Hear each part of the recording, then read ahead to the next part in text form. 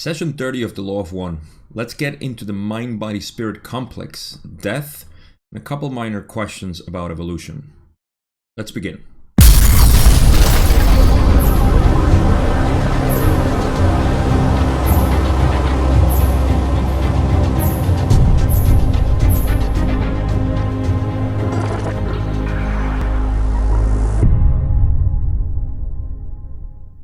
The way we're going to approach the mind-body-spirit complex in this session is a little bit more in depth than we have in the past, because we know that the mind-body-spirit complex is referred in general to us humans, but we know it goes beyond that. There is a mind-body-spirit complex that exists in time-space or metaphysical self, which is more in line with the true self that we represent in this reality. Doesn't mean that is the true self of the one being, the creator, or the only self that exists, but just for the purpose of the creation, we have the mind-body-spirit complex. We're going to explore a couple of things here that start to make sense with the model that we have discussed so far, and as we've gone through the progression of knowing how this Law of One model works, it starts making more sense. So this, as usual, it's nothing final. It's just another way to see different angles of the same information that is always in essence the same, but it helps us differentiate the different parts that are making the individual in our reality and space-time and the individual soul, if you will, that exists in time-space. So all of this again is just to make a little bit more sense of all the things that we have discussed, and we're going to discuss at least two good questions about the mind-body-spirit complex that Don had, and that is going to clarify a lot of things and give us perspective of how this whole one mind really works. So I'll try my best to do that. I wish I could expand on this for hours, because every time I think about it, to be honest, and before I start, I have to say that I just keep thinking of things that I can fit into this notion or understanding of the mind itself, because we're going to concentrate a lot on the mind. If you have noticed, we've talked about the mind as something that first of all creates the body, and the mind process the spiritual inpourings. So the mind is almost like the PC, the computer, the one that does all the processing, that manages all the information, that generates the projection, that takes in the energy from the electricity and transforms it into coherent patterns that we can understand in the computer. So that's why it's often said that the CPU is the mind, but I would say the whole PC, and I'm talking about the box itself, the body may be only an illusion, which is like the monitors. The monitors actually project things out from what the computer is informing, but it's not doing any of the work. It's all the mind, so it's all the computer. And the electricity could be seen, and again, I'm just coming up with this, but it's a good example. The electricity could be seen as the spiritual inpourings, and this is a very simplified, analogy, but it kind of illustrates the importance of the mind to project everything, and knowing that energy is everything, so we just have an arrangement of it. And within that, we can take these questions and play with it and kind of have an idea of how our mind works, knowing that there's only one mind, and how it starts kind of creating strata so we can have a more differentiated experience, which is all that this creation is about. So with that introduction, we're going to talk about death also, which touches on the previous points about mind and the spirit complex. And we will go on to the last questions that I have for this first part is evolution. Just a couple of questions that done as in evolution that is going to help create the base for next part, where we're going to get into more of evolution but in this one I really want to concentrate on talking about the mind-body-spirit complex, since it is actually the first time we get into sort of an in-depth analysis of what it is that exists in this projection of the self that we know as the mind-body-spirit complex. So with that, I think is a pretty good introduction again to go into the first question. This first question, Don is going to make a statement, and let's pay attention to the statement so I don't repeat it, because as usual he's going to ask if it's correct, and Ra is going to say that it's basically correct with just a minor thing. I'm going to, once I finish the question, I'm going to do a couple of clarifications that I feel that are important, and then Ra is going to explain a couple of other things. So that's going to lead us into the most important question of this first video. So again, Don is going to ask this question, and he says, question 30.1, I'm going to make a statement and then let you correct it if I have made any errors. This is the statement: creation is a single entity, or unity. If only a single entity exists, then the only concept of service is service to self. If this single entity subdivides, then the concept of service of one of its parts to the other parts is born. From this concept springs the equality of service to self or to others. It would seem that as the logos subdivided, parts would select each orientation. As individualized entities emerge in space-time, then I would assume that they have polarity. Is the statement correct? So my introduction here is that, like Ra would say, this is precisely correct, with only one stipulation that we're going to read. But Don's question here is trying to find if polarity exists because of the true nature of the one creator. If there is only one creator, any service is to self. However, if that creator is separated into holograms of itself, or holographic projections of itself, then the concept of service to self becomes service to others, even though others are illusions. But we recognize each other as one, as opposed to the service to self within the holographic projection of an individual part of itself being an illusion of his own acceptance. So that's what Don is trying to get. The only thing I would say is that, to me, because we're talking about the one infinite creator, we're talking about infinity. Infinity doesn't have a service itself. It's impossible to attribute any sort of characteristic to infinity because it contains everything. And I wouldn't say that there is a service to self implicitly in the one creator. Ra doesn't mention this. This is just my speculation, a little bit of philosophy there, just to conceptualize the unconceptual part of the one infinite creator. But certainly we can attach any meaning to it. So I just wanted to mention that and give the direction of Don's question so we can see what Ra is saying, and then we'll analyze that part too. So Ra's answer says, this statement is quite perceptive and correct until the final phrase, in which we note that with the polarities begin to be explored only at the point when a third density entity becomes aware of the possibility of choice between the concept or distortion of service to self or service to others. This marks the end of what you may call this unself-conscious or innocent phase of conscious awareness. So Ra is saying that yes, all of this is true, that in truth, once we are here, the manifested self, us, does see the self as one. And with that in mind, then yes, there is only one service, which is service to self and service to others, which means the same.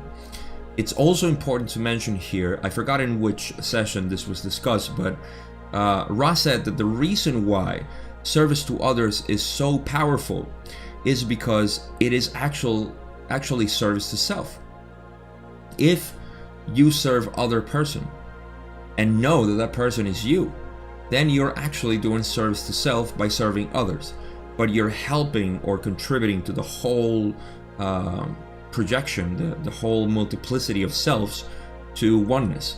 So that's why it's super powerful, because service to self is only to the one individualized self and not to the other. So hope that makes sense, because you're doing double work by helping others or serving others in a conscious way, knowing that they are you, that they are a representation of you. They're just a different aspect of yourself, and that's why it's so powerful. So they say yes, it's correct, with the only thing that they want to emphasize, and again, this is within the creation. Once the creation has been manifested, they say that there is only one correction, which is that polarities only begin to be explored when we reach third density, because in third density is where we become aware of the possibility of seeing others as self or as separate from us.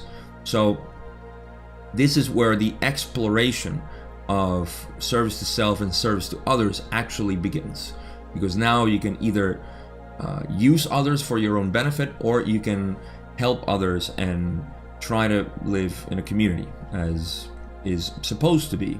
So you can also live in a community manipulating others, but that is the negative path again. So this is another good portion of this answer, is when they say this marks the end of what you may call the unself-conscious or innocent phase of conscious awareness. You see, words sometimes are hard to use, and I get this all the time when people say, how dare you say that there is no spirit in animals? I didn't say that. That was Ra. Blame Ra, don't blame me. Words are hard to describe, and Ra is actually going to mention something about sort of like that, the spirit. The spirit is always present, but for the purpose of creating a model in which we can understand, we have to put infinity into molds so we can at least, see it, so we can create patterns, even though those patterns may be illusions. So in that way, when we talk about spirit, we're talking about the spirit complex. That's why they also say spirit complex, because it's kind of like a definition, or like I said, a mold, something that creates a structure, and we can see it as a structure. So the reason why I'm saying this is because of the last sentence. They say this marks the end of what you may call the unself-conscious. The unself-conscious is what manifests in first density as intelligent energy, and it becomes entities of the four elements, as we know, which create again through this dance all the minerals and all the organic molecules, so we can start having second density. Second density further evolves into what we know as life in science, because minerals are not alive according to science, but again, see, it's about defining concepts. So animals, plants, and actually minerals, they are a sort of advanced second density consciousness, which is, there's a thin line between what is organic molecules and just elements around, and life forms. For example, is DNA alive? Is a virus alive? That's a question that science also has. Virus is like the most simple form of life that exists. So even there, we know that there is no, strict cut. In science, there is no specific cut that says, this happened. That's why we have so many missing links. So again, within our model, and leaving science on the side, we find that when Ra says this marks the end of what you may call the unself-conscious, they're talking about first and second density.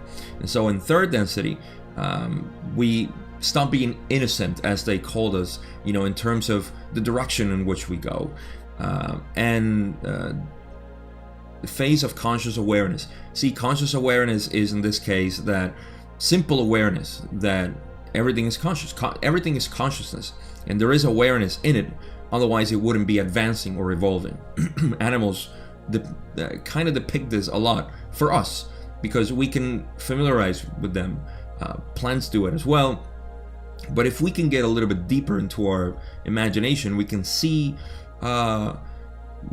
matter or intelligent energy dancing around, looking for that. And that is consciousness. That is movement. That is life.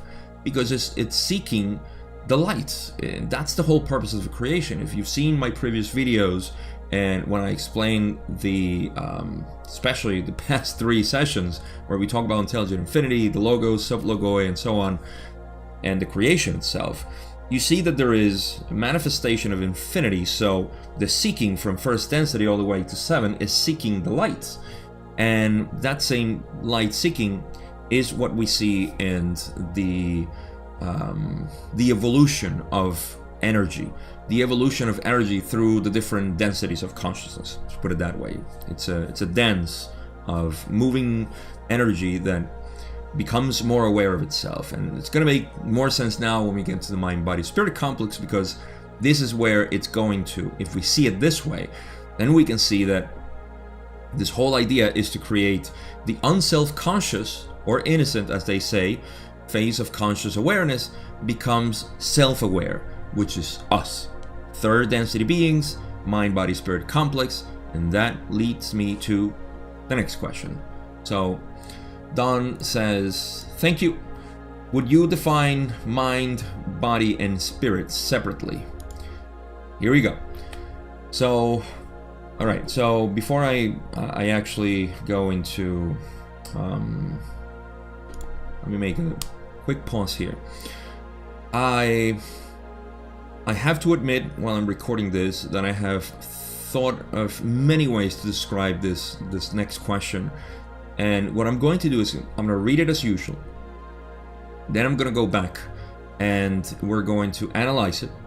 And we are going to then go into an illustration that my beloved Julie volunteered to kind of create. You can see it right here in the background, but she made a much better one. So we're going to go into that and then we're going to analyze it from there. So I want to describe it usually as I do, then, or read it from raw, then describe it as I do, and then go again with the illustrations. So again, I'm going to make segments here. You can probably see them in the channel, so you can go in the different portions of this description, because this is what's going to take most of the video. But I really want to take my time here and not only explain but philosophize what this means in whatever comes through me right now, because like I said, I could go on and on and on this, of all the many things that we can create parallels on this and understand even more our own mind, where it comes from and what it actually is in the grand scheme of things. And when I say the grand scheme of things, I'm talking about the whole creation as we have described already. So, all right, part 1 of question 30.2 coming on.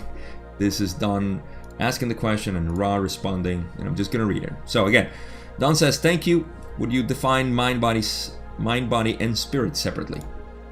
So Ra says, these terms are all simplistic descriptive terms which equal a complex of energy focuses.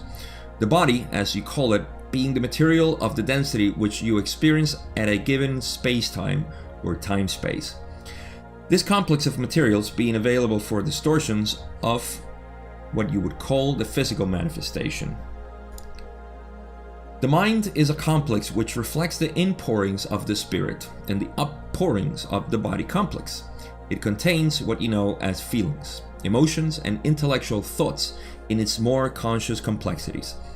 Moving further down the tree of mind, we see the intuition, which is of the nature of the mind, more in contact or in tune with the total beingness complex. Moving down to the roots of the mind, we find the progression of consciousness, which gradually turns from the personal to the racial memory to the cosmic influxes, and thus becomes a direct contactor of the shuttle which we call the spirit complex. The spirit complex is a channel whereby the inpourings from all of the various universal, planetary, and personal inpourings may be funneled into the roots of consciousness, and whereby consciousness may be funneled to the gateway of intelligent infinity through the balanced intelligent energy of body and mind. Finally, Ra concludes and says, you will see by this series of definite statements that mind, body, and spirit are inextricably intertwined and cannot continue one without the other. Thus we refer the mind-body-spirit complex rather than attempting to deal with them separately. For the work, shall we say, that you do during your experiences is done through the interaction of these three components, not through any one. Okay, so like I said, I'm gonna go back. I wanted to just read all that. Maybe it'll start, sitting in your consciousness as we go through them. And yeah, we'll now I'm going to explain them. I'm reading them again, and it's gonna make sense, hopefully. All right. So, beginning the question, they go on to explain the body. And the body is the most simple one we can understand, at least within this context. They say, these terms are all simplistic descriptive terms which equal a complex of energy focuses. Remember how we said that we are energy seeking light? That's what we are. We're manifested energy seeking light. And within that seeking, there is consciousness, of course. Everything is consciousness. And in that consciousness, we are becoming self-aware. That's the point where we become mind, body, spirit complex. Spirit has a huge part to play within the consciousness or self-awareness of itself. I'm going to say this right now, and I'll repeat it later if I remember, but this is the point where, it's arbitrary to the sea, but let's put it this way. A mind-body-spirit complex is actually a God in training, or a creator in training. Remembering that everything is the creator, but it's a logos in training. I think that's a better word if you follow what the logos is. So it's a logos, and that's why we are sub logo or sub logoi in this case. So my point is that here you want to remember that that's the evolution of, if we want to see it from a very simple way, or mechanistic, even though it's not mechanistic. So we have the energy focuses, like they're saying. It's a complex of energy focuses, and each one of those, and combined together, it starts training a logos, because we are logoic creatures. We are, to quote the Bible, we're made as, I forgot what the words are, but, in the same image as God. That's what they mean. Very simple way of saying, you are a God, you are a logos. So that's the first part. The body, as you call it, being the material of the density which you experience at a given space-time or time-space. It's very important, not only space-time here, but time-space. This is a complex of materials being available for distortions of what you would call physical manifestation. So whether we are in space-time or time-space, there is a physical manifestation of the self, or the mind-body-spirit complex. And that is called the body. So that's why, even though we may ascend into fourth density, and that is time-space, the so-called metaphysical or spiritual realm, we do have a body there. That's why ghosts have bodies, and why entities have bodies of light. So that is the body. The body changes. Here is a chemical complex. In our space-time, in third density, is a chemical complex. In higher densities is more of a light complex. It's lighter in the sense of more light. So again, the body complex is just the physical manifestation in whichever space-time or time-space. It's just that. It's the projection of it. Okay? So this one is pretty easy. The mind is the one that's going to take us the longest, and it's going to connect to the spirit, of course. So let's say the mind is a complex which reflects the inpourings of the spirit and the outpourings of the body complex. Now, the inpourings of the spirit, it's going to make sense when we go to the illustration, and the outpourings of the body complex is also going to make sense there. But think about the mind, like I said, the computer that is taking the energy, the electricity, and is projecting it. And it's also taking inputs from ourselves, right? From the physical into the mind to create, to communicate. Let's just imagine that it goes through the internet. right? Probably adding something else there, to the spirit, but you get the idea, Those are the, in this case, it would be the uppourings of the body complex. It's going into the computer, into the mind. So the mind is something that's in between the body and the spirit, and that's the processing unit. So it contains what you know as feelings, emotions, and intellectual thoughts, and its more conscious complexities. Of course, the mind is the one that processes all of this stuff. Moving further down the tree of mind, and now again, we're talking about the higher portions of the mind, because there are different portions, as we'll see in the illustration. Moving further down the tree of mind, we see the intuition. The intuition, which is the nature of the mind more in contact or in tune with the total beingness complex. The mind is composed of different segments, and those segments are the more conscious part of us, which is this up here, and in the tree of mind is all the leaves or the upper portions of the tree. Then the intuition is the trunk of the tree.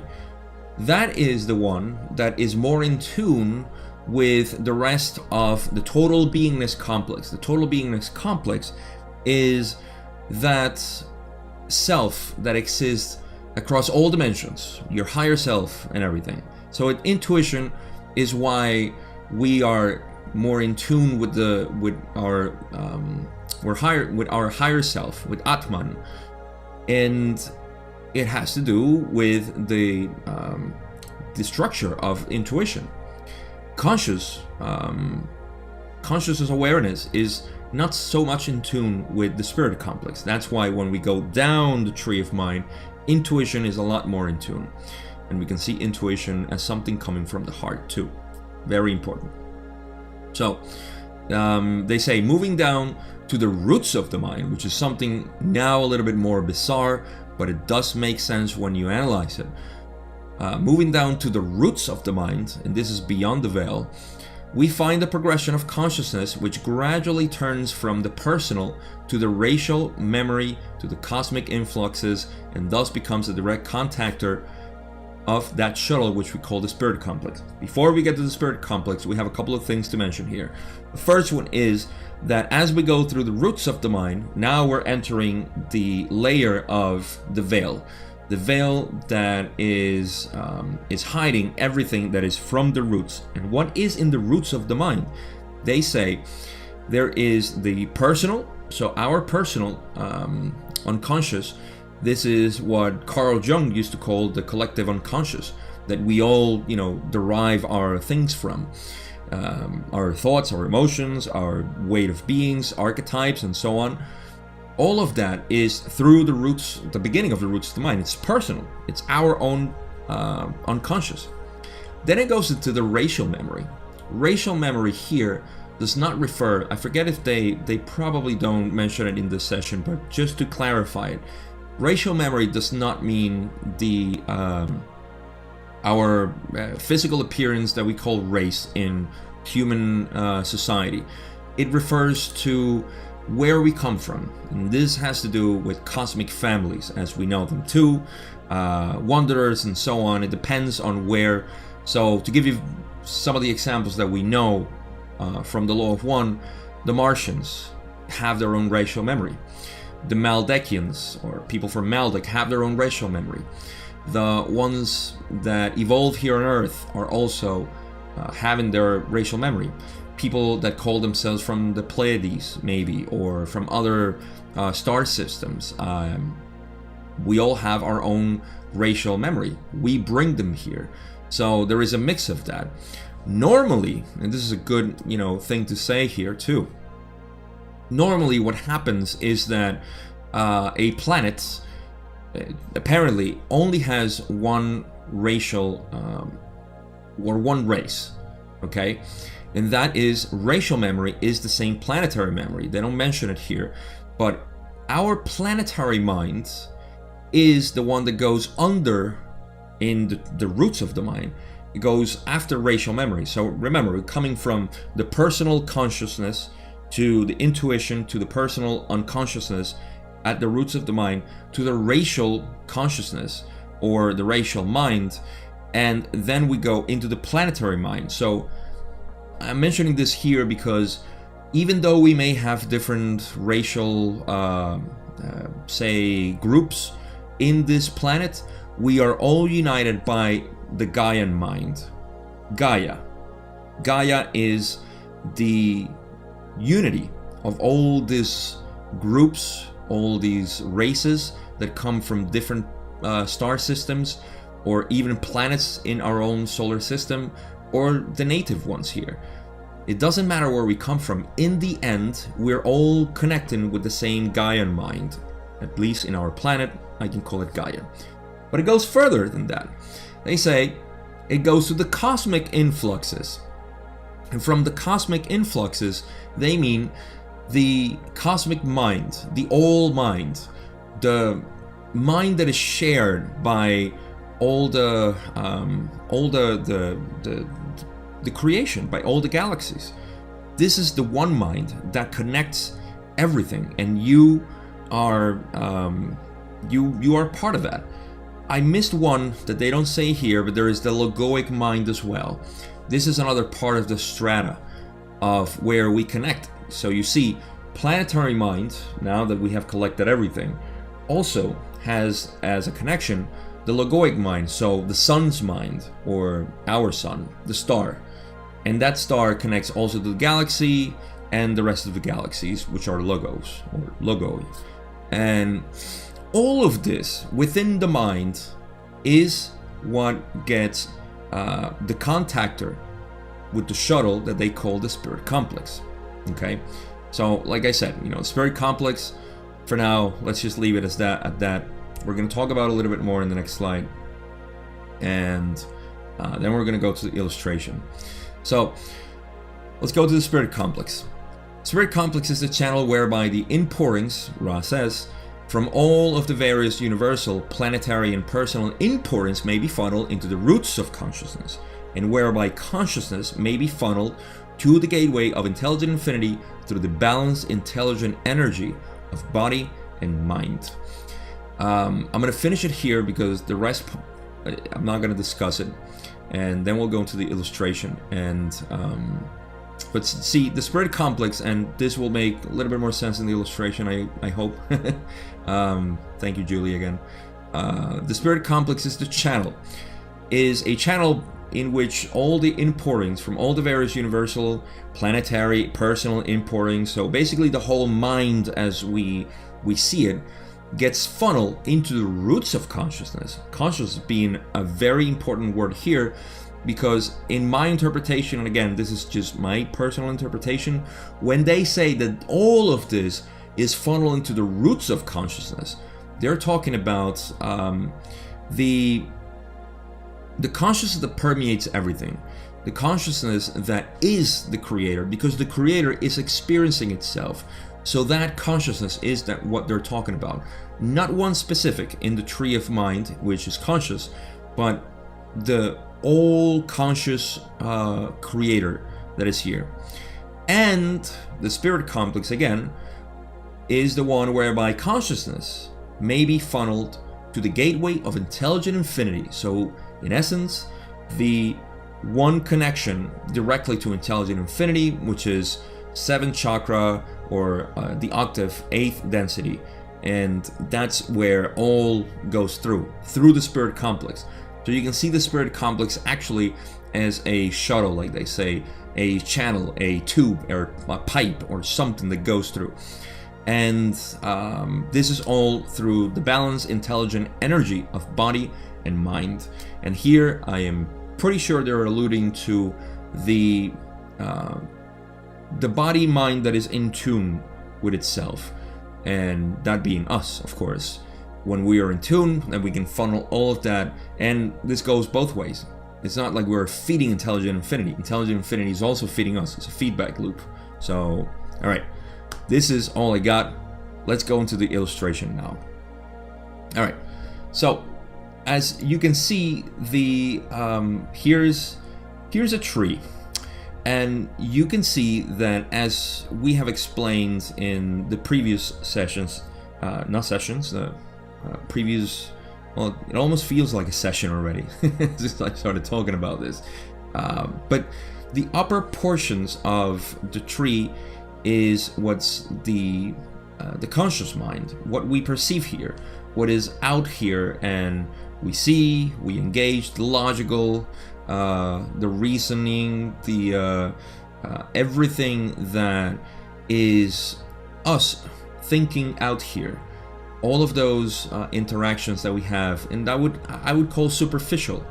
The ego is also here. The ego is a sort of membrane that helps interpret our own reasonings into the experience. It's informing experience.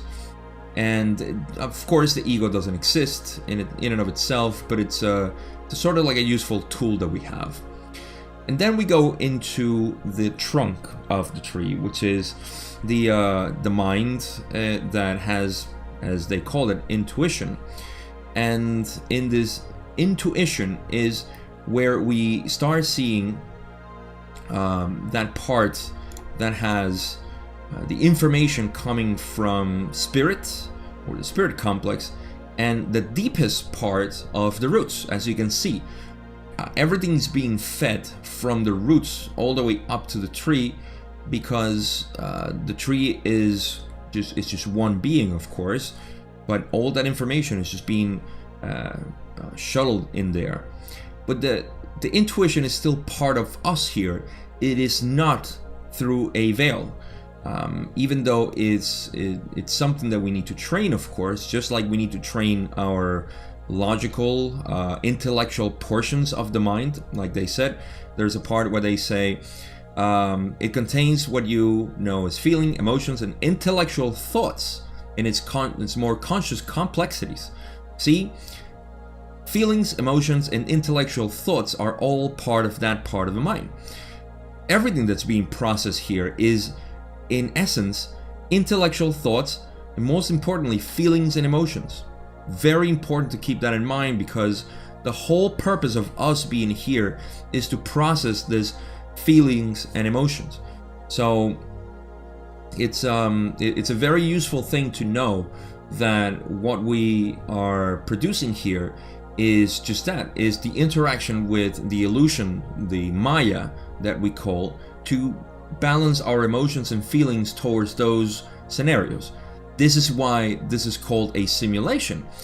If you think about it, the reality as we know it is an illusion.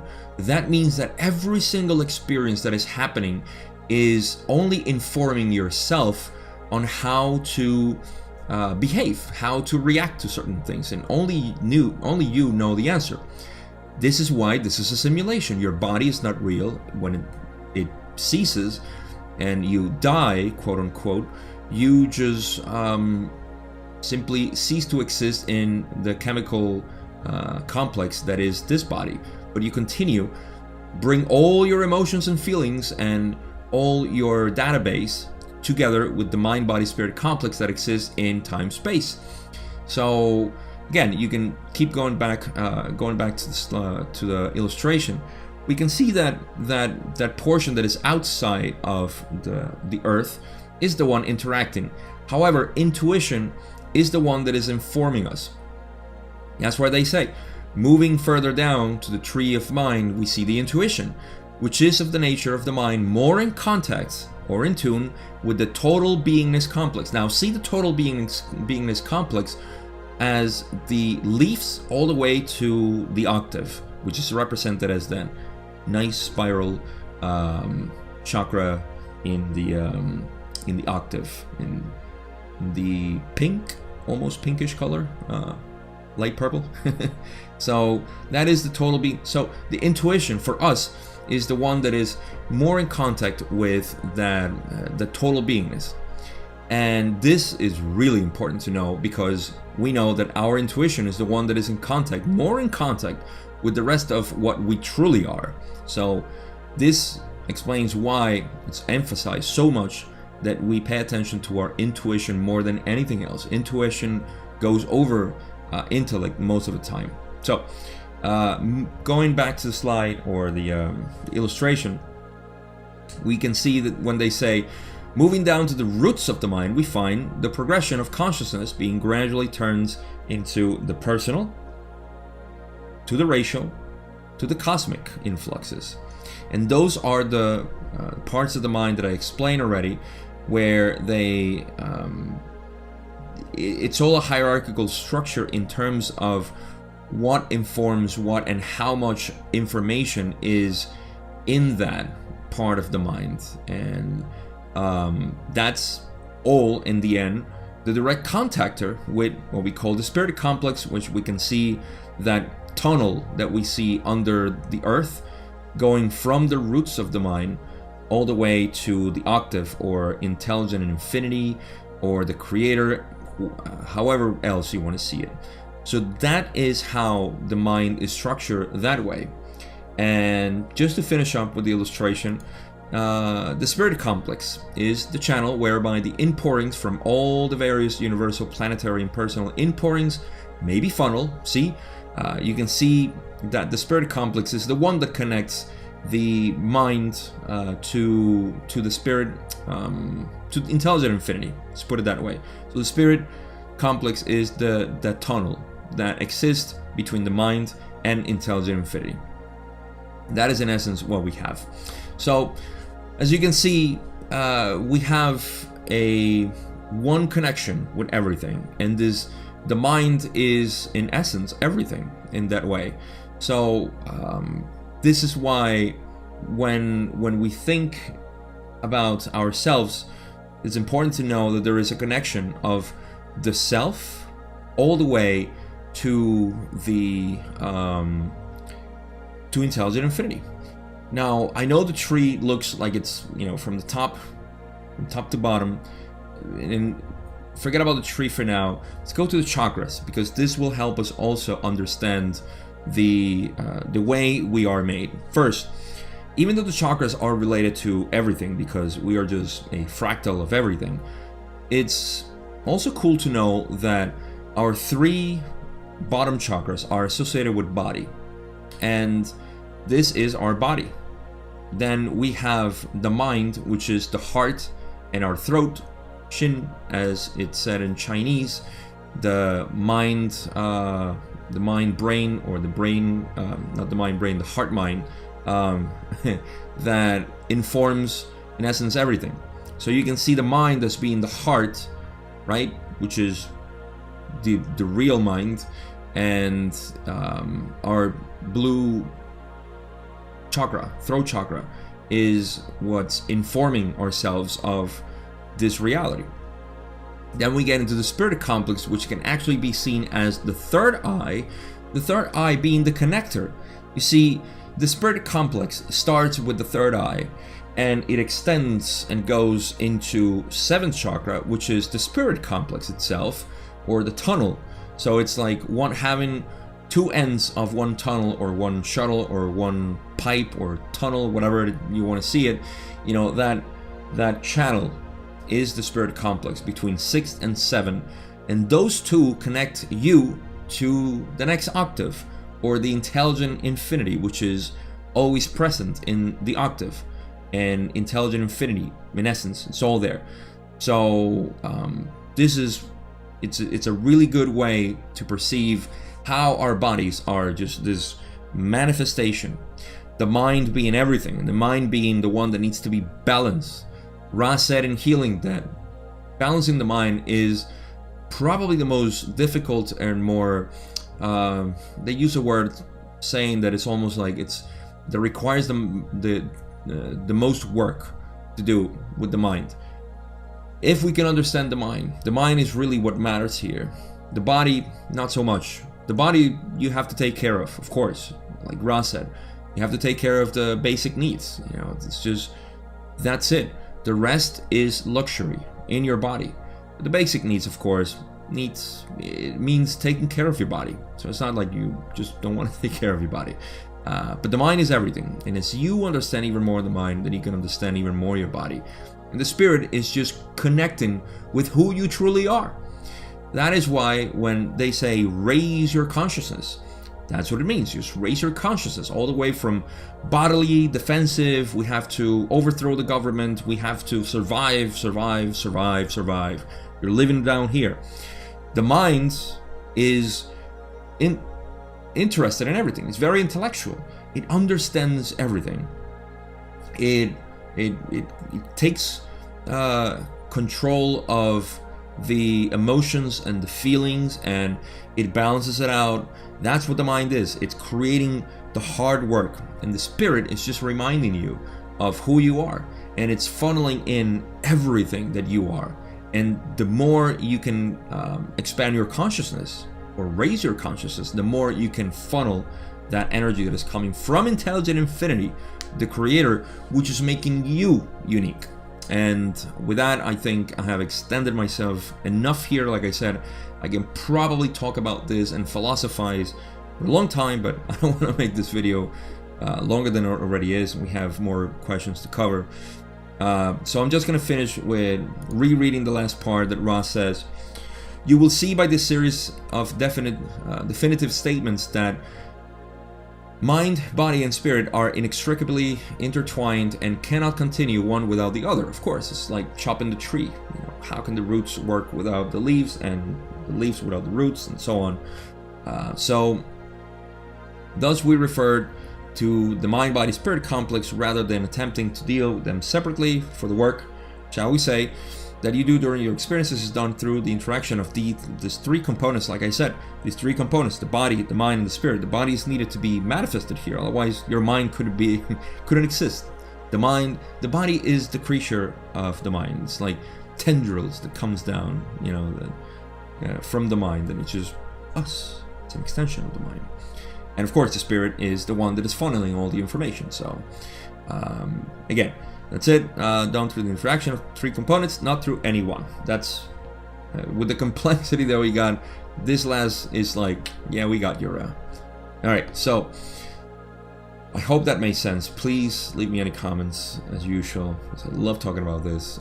Now let's go to the next question. That was only question 2. Question 30.3. Don says, upon our physical death, as we call it, from this particular density, in this particular incarnative experience, we lose this chemical body.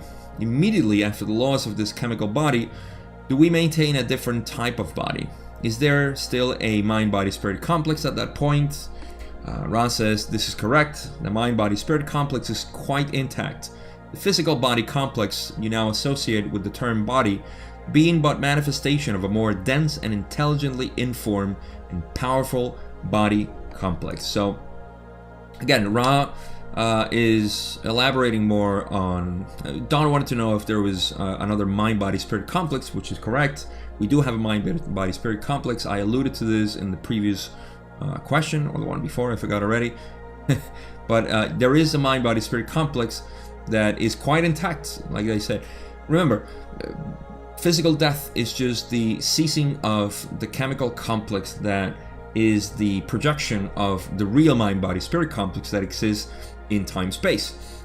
So, the physical body complex you now associate with the term body being but manifestation of a more dense and intelligently informed and powerful body complex.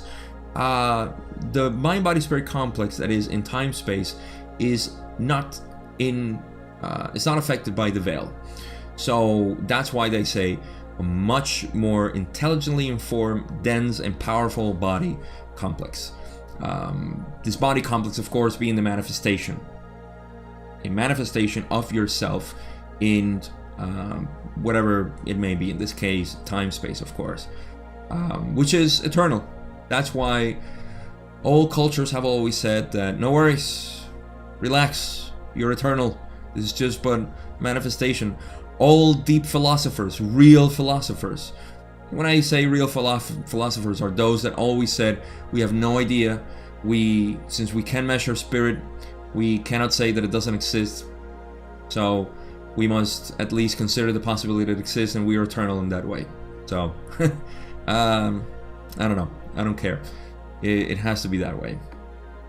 It only makes sense. You can't have white without black. So we can't have a physical manifestation without an unmanifested physical manifestation or metaphysical, as the word actually ascribes to. So, next question. Question 30.4, Don says, is there any loss to the mind or spirit after this transition, which we call death, or any impairment of either because of the loss of this chemical body that we now have? This is the question that everybody wants an answer. And Ra says, in your terms, there is a great loss of mind complex due to the fact that much of the activity of a mental nature of which you are aware during the experience of this space-time continuum is much of a surface illusion, as is the chemical body complex. Okay, the first time I read this, I say, whoa, what happened? We do lose a great deal. So let me, if you didn't catch it, like I did, or like I didn't, let me explain it. They say there is a great loss of mind complex due to the fact that much of the activity of a mental nature that which we are aware during the experience of this. So basically, much of our awareness here is part of an illusion, as is the chemical body complex. They compare it exactly to the body. So losing your body, this physical manifestation, dense, fleshy thing, doesn't mean you're going to lose your etheric body, or bodies, depending on which school, mystery school you subscribe to. So you don't lose that physical body. In fact, you only gain even more information for that body. What you lose, the great loss, is this illusion. And that's why ancients have been saying for the longest, do not associate yourself with this, because you will lose it. This you will lose.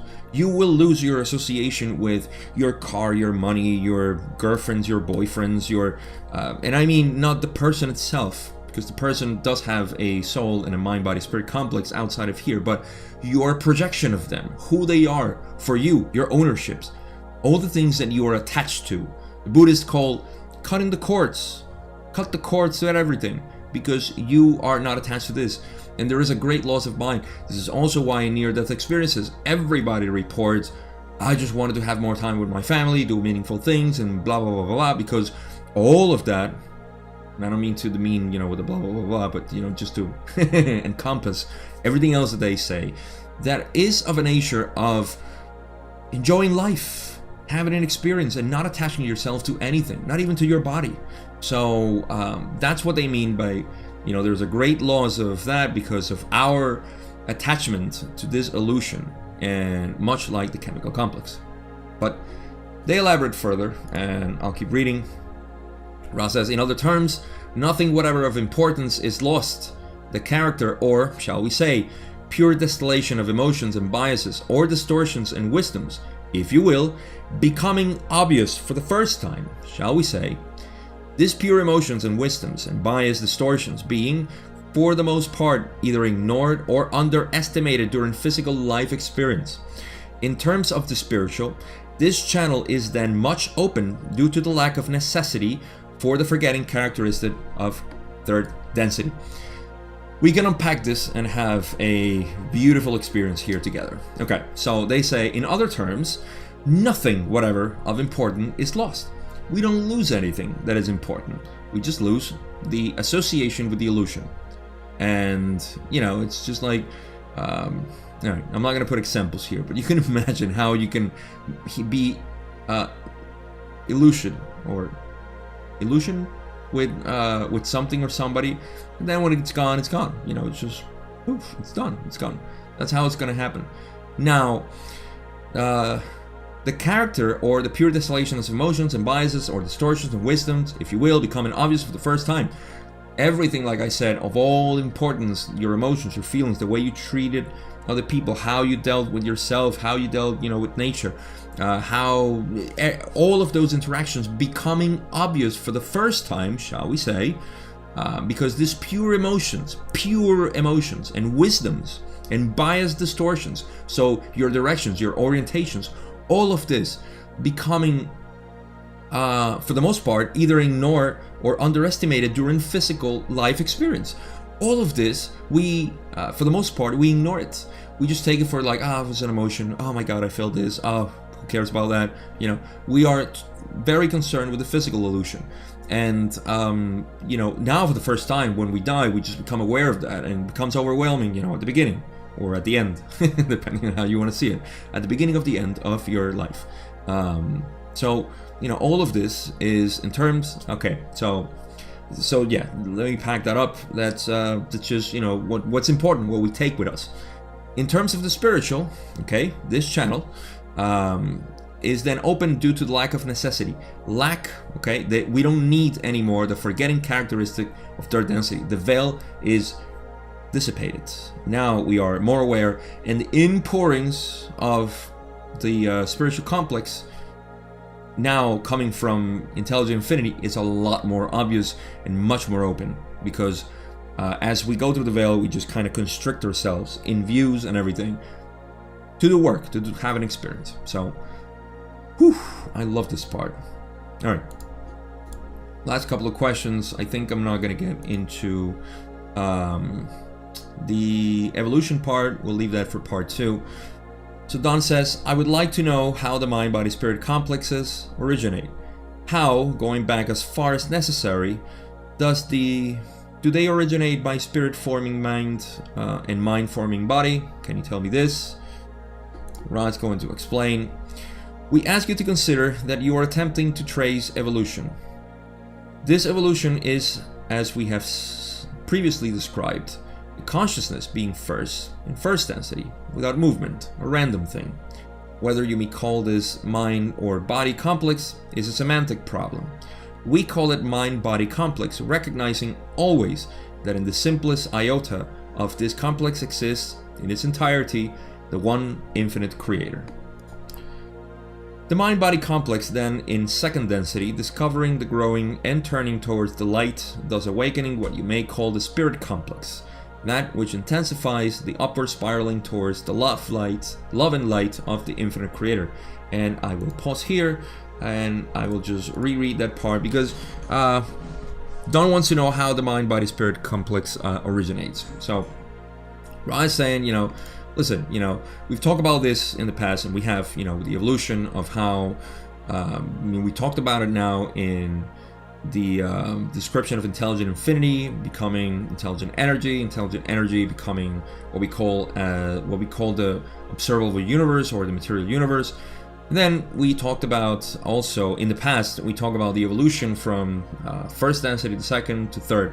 So we have talked about this. This is all, if you haven't, go watch, I believe, session 19, probably see it here, and session 27 through 29. We talked about all this stuff. And that's what they're referring to, as far as I can understand or remember from the previous sessions. But they're recapping here. The consciousness being first, in first density, without movement. Okay? There is no movement, a random thing. That is consciousness. Okay? Consciousness in intelligent energy. Whether you may call this mind or body complex is a semantic problem, because, see, let's put it this way. Intelligent energy is a body because it's energy, everything in the universe being energy, so it is energy. And it also contains mind. That's why they're saying, you know, they recognize that the one infinite creator is in every particle of light. So intelligent energy is a manifestation of it, and guess what? It does have a mind. So they call it mind-body because they cannot call it spirit, because it's not yet aware of itself, that portion of itself. It's just that first part of the evolution. So that's what they're saying there.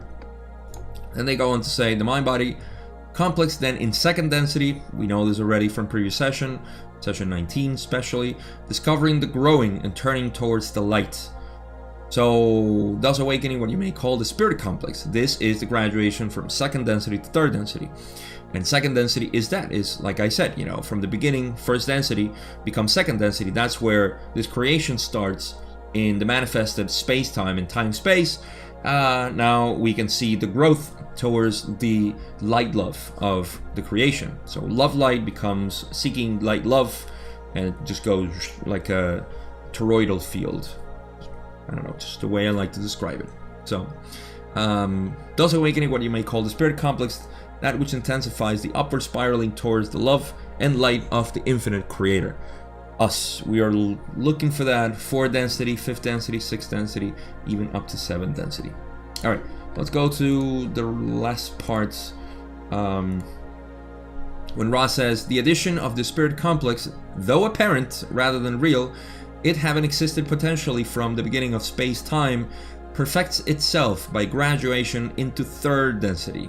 When the mind-body-spirit complex becomes aware of the possibility of service to self or other self, then the mind-body-spirit complex is activated. And I love this part because this is just me interpreting and speculating, so let's get into this. Whew. You see already from this model that we have a mind-body that is being automatically created by, let's say, a programming of intelligent energy by the logos, by the creator, whatever, matter being formed, animals being seeking, starting the seeking, and in that seeking, the animals are feeling the spiritual inpourings, even though they don't have a spiritual complex yet. They are mind-body complexes. They are feeling that, and that is what graduates them into 3rd density. Now, I perceive this as spirit, like they say, is apparent rather than real. They said it existed potentially from the beginning of space-time, because from the beginning, spirit was always permeating reality. So spirit is almost like the downward spiraling energy that goes, if you want to see it that way, from the densities. The downward spiraling energy coming to the mind body and sort of making the animals or the plants or the minerals grasp their spiritual complex. And as they do this, they graduate.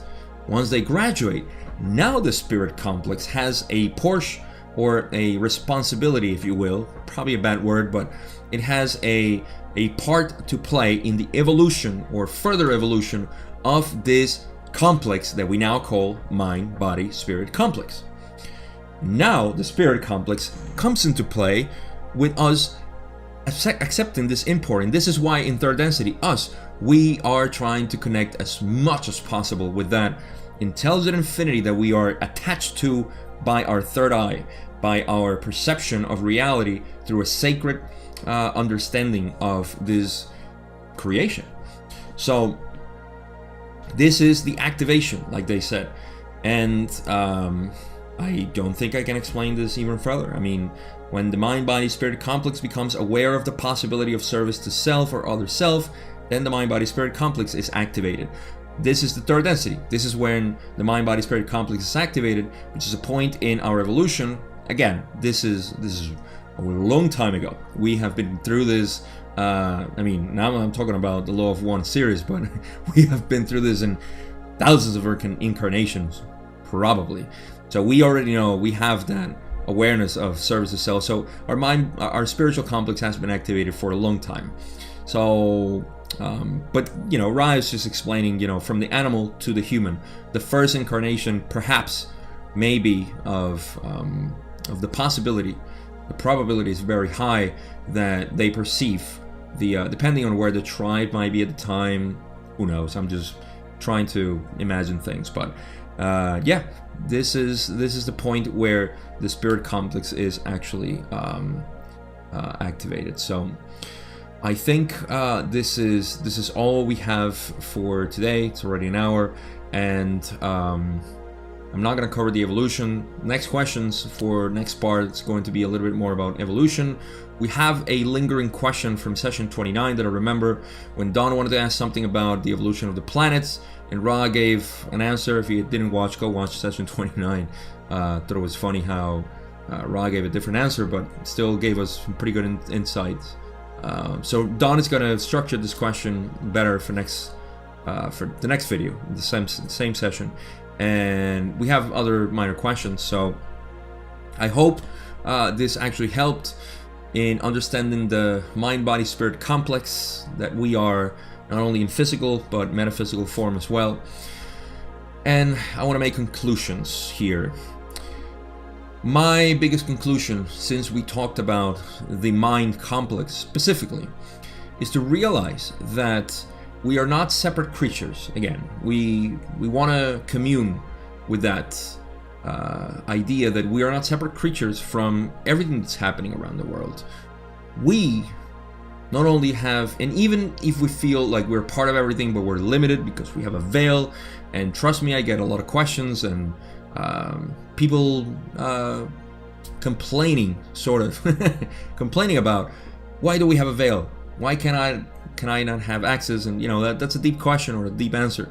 But you have the veil, but you have the possibility to penetrate it. You are not separate by the veil. You are empowered by the veil, because it allows you to explore things in a more real sense. If you were aware of who you were here, then you wouldn't be so invested in this reality. You wouldn't have such intense experiences. But in the same way, as now we know that, we can see that those intense experiences are not real. They are mere illusions that are informing us of our true self.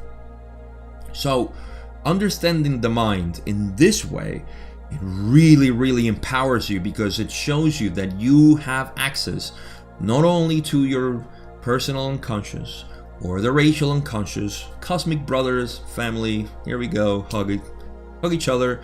No, planetary consciousness too. Planetary consciousness. We're all one.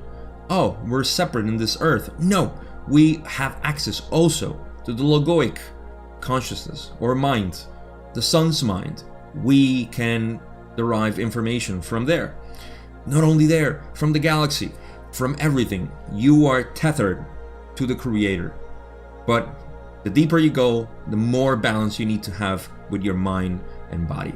And that's where the adept, or the seeking of the adept, really goes to. So these are important things to me to emphasize, because it does show us how we are connected with everything, and that our purpose is just to keep seeing everything as an experience and know that this is a simulation for us to distill this information. The last thing I'll say for this conclusions is that remember that you have an individual part of you that is not being guided by any other part of the creation, meaning the creation from third density all the way to sixth density. Because people may say, well, I'm manipulated, I'm influenced by this or that. Well, if you see the creation as a whole globe, just put it as a globe, from first or second density to sixth density, none of that has whatsoever any influence in who you are. And how do you know that? Because once you are able to tap your energy or your intelligence, your mind, from your own uppourings of yourself, what is feeding you, the Creator, the one infinite Creator that nobody can actually meet or see or separate from itself, is feeding you a specific, let's call it fate, that you love, because in the end we're all perfect beings. So what I'm trying to say is that if you see that we all have different personalities, that is because what is being manifested here is a unique portion of the Creator that decided to experience itself as that, as you, as me, as anybody else. So you become a lot more in tune with who you are, and you see the uniqueness not only of yourself but of others. And you see that you're not unique because you're special more than others. You're unique because you are special among so many others. And we're all just like different trees in the woods. We all have our special arrangement and our contribution, and we all have roots to the one mind of the Creator, of Gaia, of the solar system, or whatever. So those are my conclusions. I hope they're helpful. Thank you so much for watching this explanation. Please, I should probably say this more, because I see a lot of you who are not subscribed.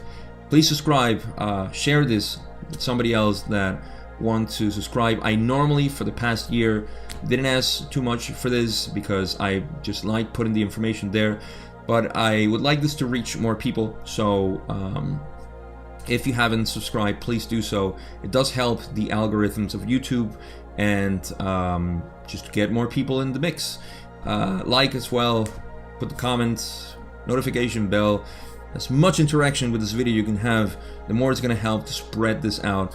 If you have watched all the way to here, you probably love this, so you may want to have other people enjoy it. So sharing, all that stuff, it's great. I thank you so much, and everybody else will thank you as well. So next video is going to finish session 30. We're going to go into those last questions that I had left here for evolution, and those loose questions that we have in terms of astronomy as well. And that's it. Thank you again. I will see you in the next video. Take care.